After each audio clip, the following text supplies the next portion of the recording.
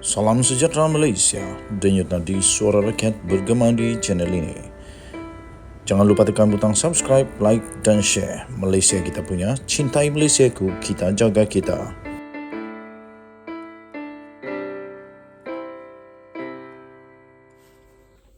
Salam sejahtera Malaysia, denyut nadi suara rakyat bergema di channel ini. Ternyata setelah kerajaan perpaduan ini berfungsi dengan baik, janji Datuk Seri Anwar Ibrahim untuk membersihkan rasuah di dalam kerajaan dan di luar kerajaan itu benar-benar berlaku. Tuan-tuan dan puan-puan yang dihormati sekalian, baru sebentar tadi kita telah menerima satu lagi berita terbaru mengenai rasuah wang yang baru saja diterbitkan, mengejutkan seluruh Malaysia. Pengarah syarikat sudah kaya, masih belum cukupkah? Perlu lagi pula untuk rasuah atau dimakan rasuah atau menerima atau memberi rasuah. Ini terbaru. Rasuah wang dan tiket penerbangan. Pengarah syarikat ditahan SPRM. Suruhanjaya Pencegahan Rasuah Malaysia atau SPRM mengesahkan telah menahan seorang pengarah syarikat yang dipercayai memberi rasuah dalam bentuk wang dan tiket penerbangan ke luar negara yang bernilai lebih daripada RM40,000 semalam. Wow, banyaknya. Tiket apa ni sampai RM40,000 ni? Termasuk wang cash. Jadi mungkin separuh-separuh kot. Menurut sumber SPRM, lelaki yang berusia lingkungan lewat 40-an itu telah ditahan di Ibu Pejabat Suruhanjaya Pencegahan Rasuah Malaysia atau SPRM di sini selepas dipercayai telah memberi rasuah kepada beberapa pegawai. Ramai rupanya. Ingatkan seorang, rupanya beberapa pegawai. Dipercayai telah memberi rasuah kepada beberapa pegawai sebuah agensi keselamatan berkaitan dengan teknologi sebagai balasan membantu mendapatkan kontrak kerja kepada syarikatnya. Menurutnya, beberapa pegawai agensi itu juga telah disyaki telah bersubahat dengan pengarah syarikat berkenaan dalam mengagihkan kontrak kepada beberapa syarikat di antara tahun 2015 sehingga tahun 2020. 5 tahun makan kerana memberi rasuah. Lepas tu paling teruk pula pegawai agensi pula bersubahat. Sebab kalau baca artikel tadi, beberapa pegawai agensi disyaki bersubahat. Maksudnya mereka memang betul sama-sama membuat kerja tak baik ini. Kerja dahsyat, keji ini. Menghancur negara. Pengarah kanan bahagian siasatan SPRM, iaitu Datuk Seri Hishamuddin Hashim, yang telah mengesahkan penahanan pengarah syarikat itu, ketika dihubungi pada hari ini berkata, kes itu akan disiasat mengikut Seksyen 16 Akta SPRM 2009. Saya fikir akan lebih ramai lagi orang sekarang tak boleh tidur. Kalau orang itu dia ingat dia bersih, dia tidur dengan lena dan selamat. Tapi sekiranya ada teringat-ingat, termakan, terminta, terterima, dipaksakah, dirayukah, merayukah, rasuah, sekarang memang susah mau tidur.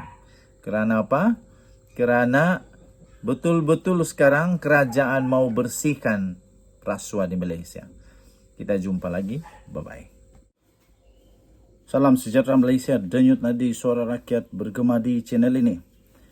Tuan-tuan dan puan yang dihormati sekalian, setelah Khairi Jamaluddin Noh Omar dipecat daripada UMNO, kini seorang lagi, orang lama veteran UMNO pun telah dipecat. Baru sahaja diumumkan bahawa beliau telah dipecat sebagai ahli UMNO berkuat kuasa serta-merta. Disahkan UMNO telah memecat Tun Faisal berkuat kuasa serta-merta. Bekas timbalan Ketua UMNO Putrajaya iaitu Datuk Tun Faisal Ismail Aziz telah dipecat daripada parti itu berkuat kuasa serta-merta.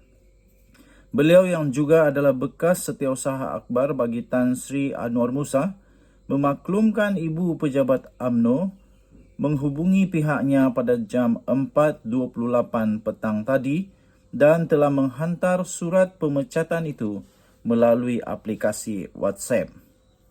Melalui Facebooknya, Tun Faisal turut berkongsi surat pemecatan itu yang telah ditandatangani sendiri oleh Setiausaha Agung UMNO iaitu Datuk Seri Ahmad Mazlan yang bertarikh 27 Januari yang lalu. Berdasarkan surat itu dimaklumkan bahawa pemecatan Tun Faisal telah dibuat berkuat kuasa serta-merta selepas ia diputuskan melalui mesyuarat Majlis Kerja Tertinggi MKT pada 5 Januari dan pada Jumaat yang lalu. Tindakan itu dibuat berikutan Tun Faisal dikesan telah melanggar etika ahli UMNO berdasarkan perlembagaan parti. Tun Faisal yang sebelum ini dilihat lantang mengkritik kepimpinan UMNO berkata pihaknya tidak bercadang untuk membuat rayuan kerana mendakwa MKT dan Presiden iaitu Datuk Seri Ahmad Zahid Hamidi tidak terbuka untuk menerima kritikan. Namun beliau menegaskan penentangan yang dilakukan olehnya selama ini bukanlah terhadap UMNO itu sendiri namun lebih kepada kepimpinan dan juga individu. Katanya dalam kenyataan itu, bagi saya, UMNO dan BN itu tiada masalah dan jelas prinsip perjuangannya.